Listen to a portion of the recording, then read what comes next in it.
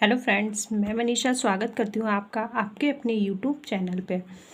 आज मैंने आपको दो सीरीज़ करा दी हैं, एक अधिगम की और एक अभिप्रेरणा की। इसी सीरीज़ को आगे बढ़ाते हुए आज मैं लेके आई हूँ आपके लिए एक नया चैप्टर, लैंगिक पूर्वाग्रह।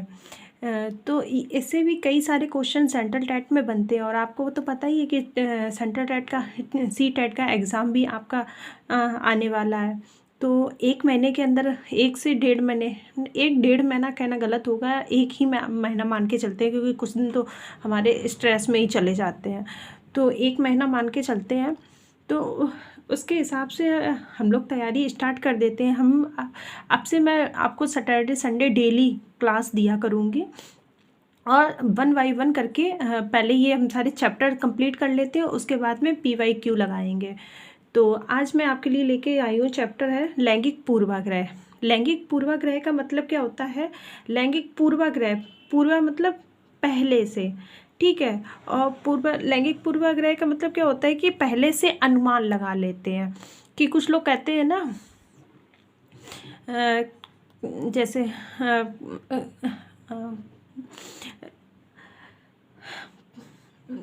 जैसे कुछ लोग कहते हैं कि लड़कियों का काम होता है कि झाड़ू लगाना, तो वही का काम करें, वही करेंगी। जैसे लड़कों के लिए कह दिया जाता है नहीं तुम तो लड़के हो तो क्रिकेट खेलोगे। तो ये पहले से ही कुछ धारणाएं बनी हुई है हमारे समाज में। इन्हीं के ऊपर आज चर्चा करेंगे कि कैसे हमें बच्चों के लिए ऐसा नहीं करना चाहिए, क्या उनके साथ में करना चाहिए, कैसे हमको उनके साथ में करना है, ठीक है। तो लिंग के आधार पर किसी भी व्यक्ति की क्षमता का अनुमान लगाना लैंगिक पूर्वाग्रह कहलाता है, ठीक है। तो किसी भी व्यक्ति की क्षमता मैंने जैसे एग्जांपल आपको दिया ही है अभी कि जैसे लड़की है तो लड़की खाना बनाएगी, लेकिन आजकल तो लड़के भी मास्टर शेफ़ बहुत अच्छे होते हैं। जैसे संजीव कपूर को ही आप देख लीजिए, कितना अच्छा मतलब खाना बनाते हैं।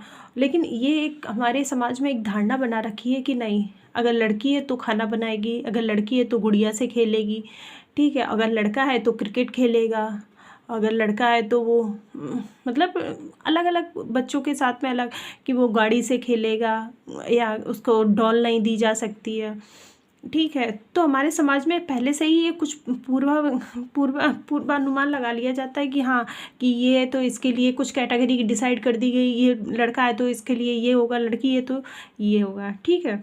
तो इसी को हम लोग कहते हैं लैंगिक पूर्वाग्रह कहलाता है। इसे ही इंग्लिश में जैसे जेंडर वाइज या रूढ़िवादिता भी कहते हैं। उसके बाद में आता है एक और, समावेशी शिक्षा या समाकेतिक शिक्षा। समावेशी शिक्षा क्या होती है?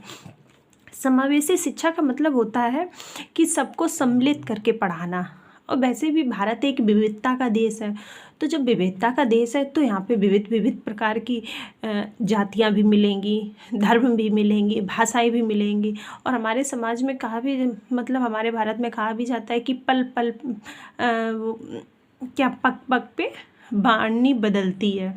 तो हमारे में मतलब हमारे हर थोड़ी थोड़ी दूर पे वाणी बदल जाती है, मतलब क्षेत्र का असर आ जाता है। जैसे यूपी में ही कई जगह की बात कर लें, जैसे कन्नौज में अलग तरह की होगी, थोड़ा उससे आगे बढ़ेंगे तो इटावा में अलग होगी, और इधर साइड में लखनऊ साइड चले जाएंगे तो लखनऊ की भाषा अलग होगी, दिल्ली साइड चले जाएँ दिल्ली की भाषा अलग होगी, और इधर फिरोजाबाद चले जाएँ तो फिरोजाबाद की भाषा अलग होगी। और जबकि पास में ही मतलब एक दूसरे से ही कनेक्टेड है, लेकिन फिर भी थोड़ी थोड़ी दूर पे बढ़ते ही भाषा का प्रभाव पड़ जाता है। लेकिन हमारी जो समावेशी शिक्षा है वो हमसे यही कहती है कि बच्चे भले ही अलग अलग कल्चर से आएँ, अलग अलग दूरी से आएँ, लेकिन हमें क्या करना है, उनके साथ में कभी भी भेदभाव नहीं करना है। उनको सबको समाहित करके एक साथ मिलजुल के पढ़ाना है। तो समावेशी शिक्षा भी हमारी, समावेशी शिक्षा का दूसरा मतलब ये होता है, समावेशी शिक्षा को ही समाकेतिक शिक्षा या इंक्लूसिव एजुकेशन कहते हैं, ठीक है। समावेशी शिक्षा में भाषा, धर्म, जाति, लिंग आदि के आधार पर कोई विभेद नहीं किया जाता।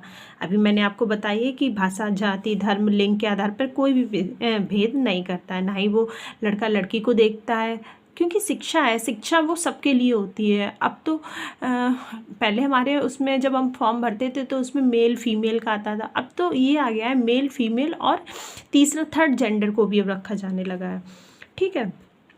इसमें क्या होता है, इसमें सामान्य तथा विशिष्ट दोनों प्रकार के बालकों को सम्मिलित किया जाता है। अब सामान्य तथा विशिष्ट, विशिष्ट मतलब सामान्य बच्चे कौन से होते हैं? सामान्य बच्चे वो होते हैं जो हम लोगों की तरह नॉर्मल होते हैं, ठीक है, जो देख सुन सकते हैं, बोल सकते हैं। और विशिष्ट विशिष्ट बच्चे कौन से आ जाते हैं? विशिष्ट वो बच्चे आ जाते हैं, जैसे पहले दिव्यांग बोला जाता था, लेकिन अब क्या कह दिया है, अब दिव्यांग वर्ड को हटा दिया है, दिव्यांग की जगह से विशिष्ट वर्ड जोड़ा गया है, ठीक है।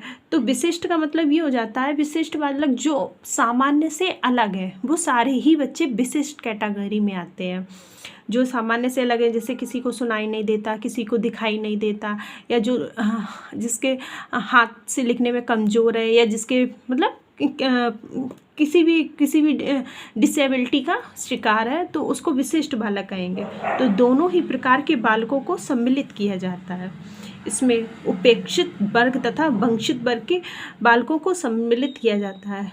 उपेक्षित वर्ग मतलब क्या हो जाता है, जो वैश्य वर्ग की महिलाएं होती हैं। और वंचित वर्ग के बालकों को सम्मिलित करने का मतलब क्या होता है, जो चलायमान जातियाँ हो जाए। जैसे आपने देखा होगा कि जैसे कहीं मतलब थोड़ी सी भी जगह होती है तो वहाँ पे कुछ लोग गाड़ियों पे घर बना लेते हैं और लोहा पीट पीट के अपना घर का पालन करते हैं, गुजारा करते हैं, मतलब जो चलती रहती हैं। आज इधर जगह मिल गई तो यहाँ पे हो गए, रह लिया, कहीं दूसरी जगह मिल गई जगह तो दूसरी जगह रह लिया, तो वो इस तरह की होती हैं, ठीक है, वो वाली जातियाँ। इसमें किसी भी प्रकार के बालकों को विद्यालय में प्रवेश के लिए रोका नहीं जाता। जब हमारी समावेशी शिक्षा की बात करते हैं तो भी किसी भी प्रकार, वो चाहे सामान्य, जैसे ये कह देते हैं कि किसी के पिताजी ने चोरी की है या चोर है, तो ये कहते हैं कि नहीं, ये तो इस पिताजी ने चोरी की है तो बेटा भी चोर होगा। पर हमारे विद्यालय में ऐसा कुछ भी नहीं है। अगर कोई चोर का बेटा पढ़ने आ रहा है, या किसी भी प्रकार का, जैसे किसी भी व्यक्ति ने कोई अपराध किया है तो उसका अब बाप ने तो अपराध किया है तो ठीक है, लेकिन बच्चा अगर पढ़ना चाह रहा है तो अगर वो विद्यालय आ रहा है तो हम उसको रोकेंगे नहीं, हम उसको उन्हीं नॉर्मल बच्चों के साथ में पढ़ाएंगे जो और क्लास में बच्चे पढ़ रहे होंगे, उन्हीं के साथ एजुकेशन देंगे, उन्हीं के साथ में हम पढ़ाएंगे, बिठा लेंगे, उनके साथ में दुर्व्यवहार नहीं किया जाएगा। तो इसमें यही कहा गया है, समावेशी शिक्षा में क्या होता है, बालक के इसमें किसी भी प्रकार के बालक को विद्यालय में प्रवेश के लिए रोका नहीं जाएगा। लेकिन किन बच्चों को रोका जाएगा, जो संक्रामक रोग से ग्रसित होंगे, ठीक है, जैसे किसी को संक्रामक रोग कोई है तो उन बच्चों को रोका जाएगा कि आप ना आइए, और बाद बाकी किसी भी प्रकार के बच्चों को नहीं रोका जाएगा, फिर वो किसी भी धर्म जाति या कहीं से भी आते हो, ठीक है। नेक्स्ट हमारी हेडिंग है भाषा सीखने के कौशल। देखो, भाषा सीखने के कौशल कितने होते हैं, भाषा सीखने के कौशल 4 होते हैं, LSRW, ठीक है। LSRW क्या होता है, सुनना, L मतलब लिसन, S मतलब स्पीकिंग, R मतलब रीडिंग, W मतलब राइटिंग। LSRW सुनना, बोलना, पढ़ना और लिखना, ठीक है, ये 4 होते हैं। और ये क्या होता है कि एक दूसरे से कनेक्टेड होते हैं। अब कैसे कनेक्टेड होंगे, देखो, जब तक हम किसी की बात सुनेंगे नहीं तो जाहिर सी बात है हम बोल भी नहीं पाएंगे, क्योंकि जब हमने कोई चीज़ सुनी नहीं है तो हम बोलेंगे कैसे, और जब हम बोल नहीं पाएंगे तो हम पढ़ेंगे कैसे, ठीक है, क्योंकि जब हम बोल ही नहीं पाएंगे, बोल नहीं पाते। जैसे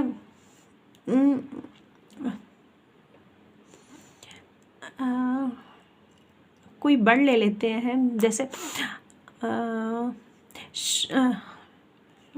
हिंदी का कोई भी वर्ड, मतलब नॉर्मली जैसे हम लोग बोल नहीं, जैसे हम यही बोल लेते हैं, जैसे सुनना है तो सुनना का अगर हम बोल नहीं पाएंगे सुनना, तो फिर हम जब बोल नहीं पाएंगे सुनना, अगर हम सुनना की जगह सन्ना कर दें, ठीक है, तो जो सुनेंगे और जो बोलेंगे वही तो हम फिर पढ़ेंगे, तो फिर गलत हो जाएगा।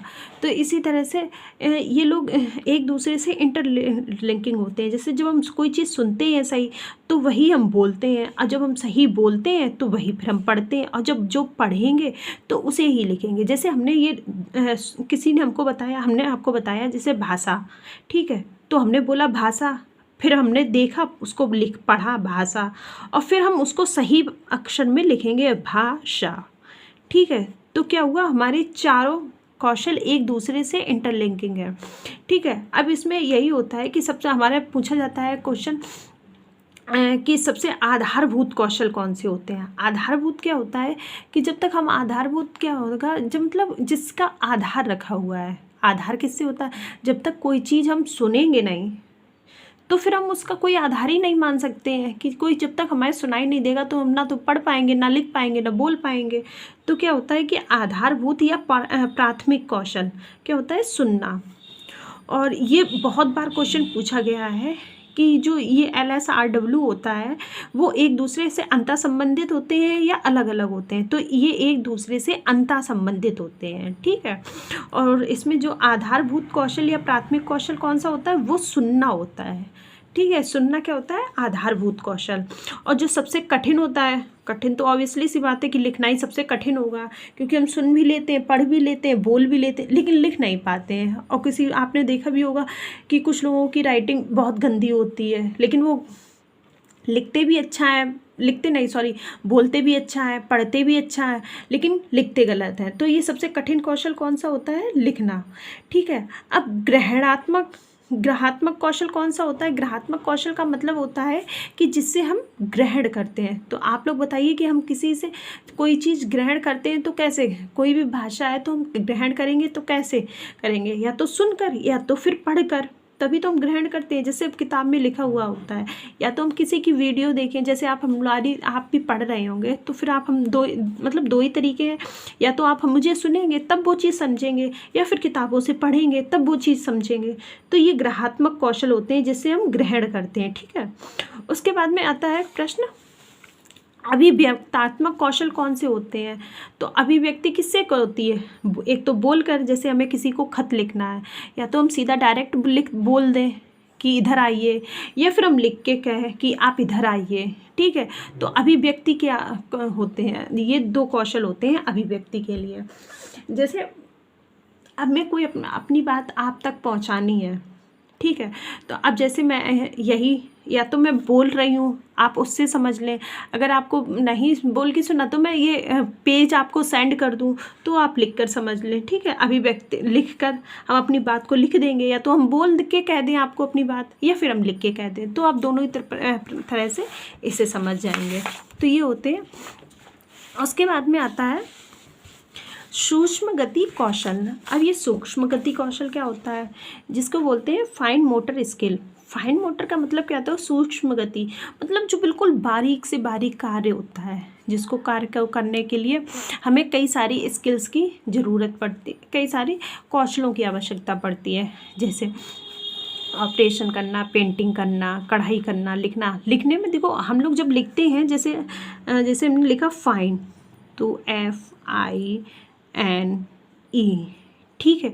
तो हमने एक एक वर्ड को कितने ध्यान से देखा, लिखा, उसको एक एक बारीकी उसकी समझी, तो मतलब ये फाइन वर्ड होता है, मतलब फाइन चीज़ें होती हैं। कि ऑपरेशन करना भी देखो कितना छोटा सा उसमें तार से उसको सिया जाता है, ठीक है। पेंटिंग करने में एक एक कलर को, एक एक ब्रश को इधर से उधर करके किया जाता है, पेंटिंग बनाई जाती है। तो क्या होता है, वो फाइन मोटर स्किल होता है। और दूसरा होता है स्थूल कौशल, स्थूल गति कौशल। अब स्थूल गति कौशल को क्या कहते हैं, ग्रॉस मोटर स्किल। इसका मतलब क्या होता है, देखो सूक्ष्म मतलब जो महीन से महीन कार्य हो, ठीक है। और स्थूल गति का मतलब क्या होता है, जो मोटा मोटा कार्य दिखाई दे, जैसे चलना हो गया, दौड़ना हो गया, ठीक है, फुदकना हो गया, गड्ढा खोदना हो गया। तो गड्ढा खोदने के लिए हम चाहे कहीं भी कर ले, उसमें उसको ही सूक्ष्म नहीं होगा, ठीक है। एक क्वेश्चन आता है, ये बहुत बार मैं आपके लिए मतलब एक ऐसी सीरीज़ चला रही हूँ कि जिसमें आपको नॉर्मली क्वेश्चन इससे मिल ही जाएंगे, और कोई ये ज़्यादा वैसा कोई कुछ कोर्स भी नहीं है कि हाँ चलो ठीक है मतलब लेंदी वाला हो, तो लेंदी नहीं, पॉइंट टू पॉइंट बात होगी और एक एक पॉइंट आपके लिए बहुत ही इम्पॉर्टेंट है। ठीक है, इसके बाद में आता है क्वेश्चन पूछा जाता है open ended question. Open ended question क्या होता है? ओपन एंडेड का मतलब ये होता है कि एक प्रश्न के कई सारे उत्तर देना। ठीक है, जैसे हमने पूछा, जैसे हम अपनी क्लास में बैठे हुए हैं तो हमने बोला कि 5 फलों के नाम लिखो। ठीक है, अब बच्चे हैं, जिसने जो फल देखा होगा वो 5 फलों के नाम लिखेगा। ठीक है, कोई आम, केला, अंगूर लिखेगा, तो कोई नाशपाती, पपीता लिखेगा, कोई तरबूज लिखेगा, कोई खरबूजा लिखेगा। ठीक है, तो ये सब क्या हो गया, अपने अपने पसंद से अपने अपने वो लिखेगा। ठीक है, तो ये, और जब ये ओपन एंडेड क्वेश्चन पूछा जाता है तो इसका यही होता है कि सीधा एक आंसर ना होके अलग अलग आंसर होते हैं। जैसे हमने पूछा किसी से कि 2 दूनी, तो ये कहा क्या हो गया, 2 दूनी 4, तो ये सीधा मतलब या बोल दें 2 गुणे 2 कितना होता है, तो 4, तो इसका ये क्लोज एंडेड होता है, मतलब इसका आंसर एक ही होगा। जैसे हम लोगों के पेपर में जो क्वेश्चन आते हैं वो ऑब्जेक्टिव टाइप के आते हैं, तो उसमें क्या होता है, या तो एक ही आंसर होता है उसका। ठीक है, अगर आपने सही आंसर दिया तो आपका सही है, और आपने गलत आंसर दिया तो वो आपका गलत हो जाता है। तो वो क्या होता है, एक ही जिसका आंसर होता है वो क्लोज एंडेड होता है। ओपन एंडेड में क्या होता है कि आपके कई सारे आंसर होते हैं। जैसे कि किसी क्लास, जैसे हमने कहा कि आप पर्यावरण पर्यावरण किन किन कारणों से होता है, तो सबके अलग अलग जवाब होंगे। ये चलो नॉर्मली ये वाला एग्जांपल ले लेते हैं, जैसे किन्हीं 2 संख्याओं को लिखिए जिनका गुणनफल 24 हो। ठीक है, अब हमने ये 24 की बात कर दी है, तो अब 24 अब जैसे इसमें उत्तर क्या होगा, 23 को।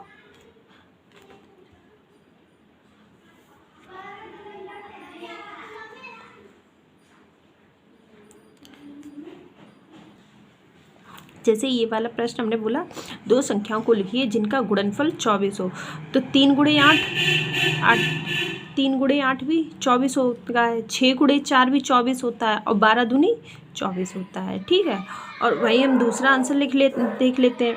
किन्हीं 5 संख्याओं को लिखिए जिनका वर्ग 10 से अधिक हो।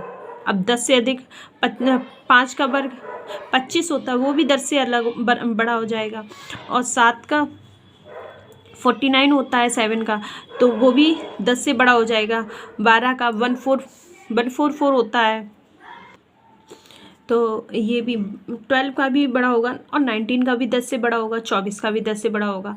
अब ये कोई बच्चा ये लेगा, कोई कहेगा 18, 98, 74, मतलब 10 से, जिसका गुणनफल 10 से, तो बहुत सारी संख्या हो जाएंगे, तो सबके आंसर अलग अलग हो जाएंगे, तो क्या हो जाएगा, ओपन एंडेड।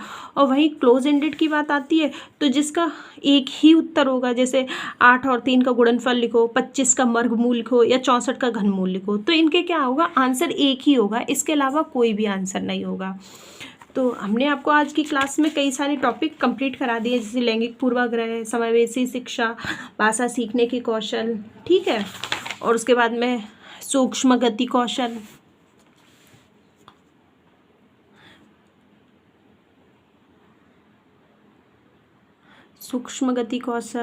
और ये ओपन एंडेड, क्लोज एंडेड।